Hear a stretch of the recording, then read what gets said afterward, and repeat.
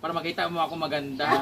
Ala kanindot Eh, naisip ko, baka magmukha akong ano dito. Kapring nakadress. sa dagat. Wala man kaming regalo, wala man kaming ano dito. Outfit man yan sa ano. Ito lang naman yan. Sa Bicol. Ito yan na! Hala, nasira pa. Nag-atos. Ayan! Ang paborito mo! Dalawa yan. Dalawa ba? Oh, yeah. Ay, meron dapat to yung ano yung 95% aloe vera para dili sa watery kaso 600 pesos. Mas mahal yun, mas mahal. Mahal pa yun. Sabi ko, ate huwag mo sabihin na meron ganun ha para hindi ko mabigyan. Ayan, 200 lang. Yan, maarte kasi siya, kailangan na niya yung soothing gel. Body. Ito, noodles! Masarap yan from Japan. Benta ninyo sa tindahan. Mahal din to.